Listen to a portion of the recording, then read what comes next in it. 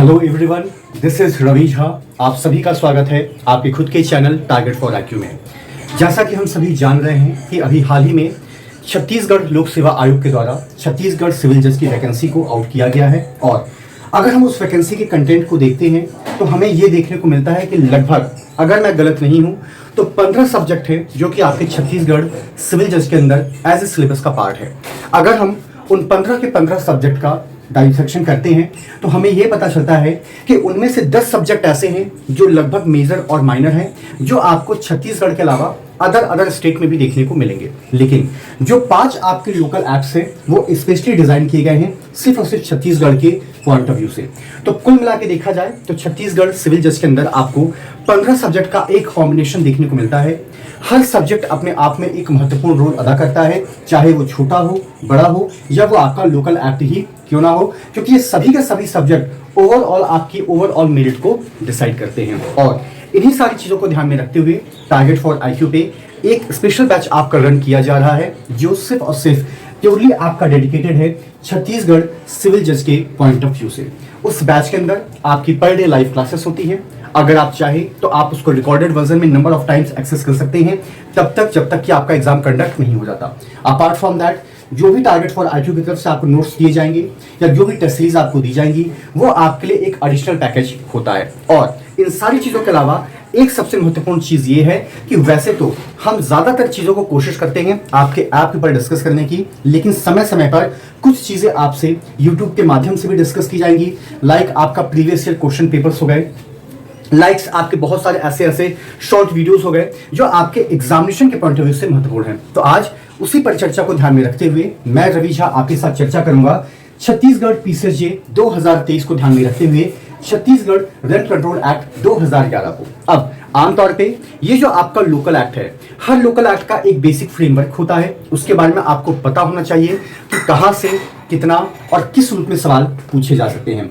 तो सबसे पहले तो आपको यह कंफर्म होना चाहिए कि जिस लोकल एक्ट को हम लोग रेंट कंट्रोल का नाम देते हैं उसका एटलीस्ट पूरा नाम क्या है। तो अगर आप इसके पूरे नाम को देखती हैं तो इसका पूरा नाम है the Chhattisgarh rent control act 2011। ठीक है। अब हर एक्ट की तरह इस एक्ट का भी एक नोटिफिकेशन नंबर होता है, और अगर हम इसके नोटिफिकेशन नंबर को देखते हैं तो इसका जो नोटिफिकेशन नंबर है वो है आपका 19 ऑफ सन 2012, यानी कि 2012 के अंदर ये 19वें नंबर का कानून था जिसको कि राष्ट्रपति की मंजूरी मिली। और अभी तक आपने जितने भी एक्ट पढ़े होंगे उस एक्ट में और इस एक्ट में आपको एक बेसिक सा डिफरेंस अभी थोड़ी देर में ही देखने को मिलता है।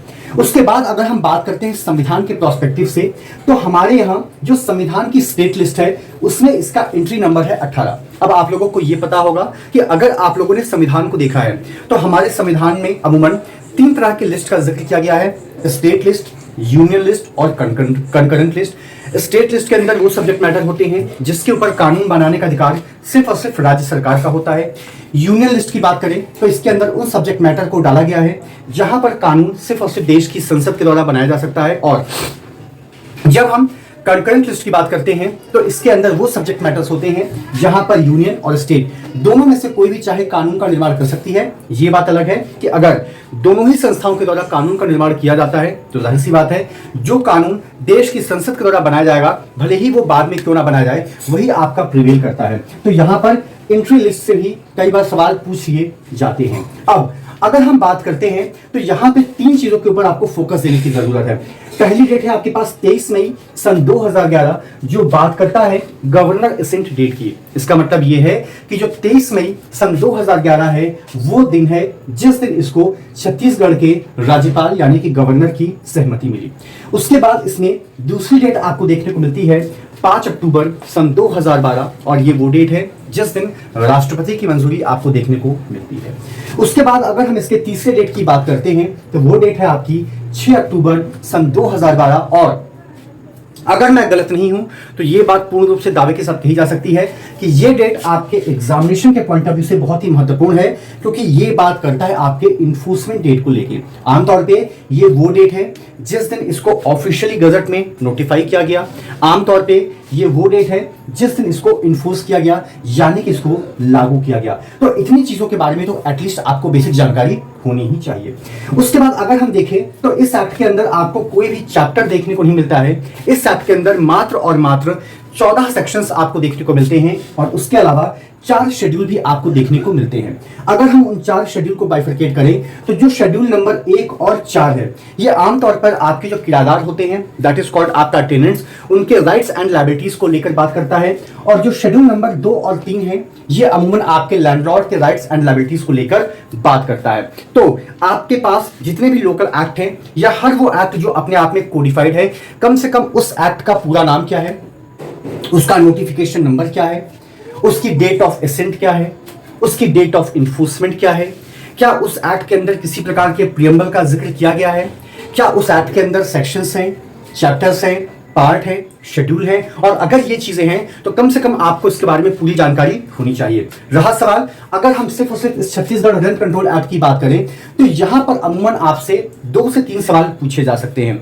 मैक्स टू मैक्स जो सवाल आपसे आयोग पूछेगा उसकी संख्या 4 हो सकती है, लेकिन हम ये मान के चलते हैं कि यहां से लगभग 2 से 3 सवाल आपसे पूछे जा सकते हैं। तो आज के लिए हम लोग इतना रखते हैं। बहुत जल्द आपके साथ इसी के अगले वीडियो के अंदर मुलाकात होगी, जहां पर इसी छत्तीसगढ़ रेंट कंट्रोल एक्ट का जो डेफिनेशन क्लॉज है, जहां पर कुछ महत्वपूर्ण डेफिनेशंस दी गई है, उसके बारे में हम चर्चा करेंगे, क्योंकि वहां से भी सवाल आपसे पूछे जा सकते हैं। सवाल के पूछने का 2 तरीका है, या तो वो आपसे ये पूछेंगे कि बताइए इस प्रावधान का जिक्र इस रेंट कंट्रोल एक्ट में कहां पर दिया गया है, और या तो वो आपसे ये पूछ सकते हैं कि बताइए ये प्रावधान किस बारे में बात करता है। तो thank you so much to all of you for all your love and support to the team of target for IQ। और जो भी कैंडिडेट इस बैच के अंदर इनरोल कराना चाहते हैं, वो इसी वीडियो के डिस्क्रिप्शन लिंक में सारी डिटेल दी गई है, जहां पर टारगेट फॉर IQ का ऑफिशियल नंबर भी आपके साथ शेयर किया गया है।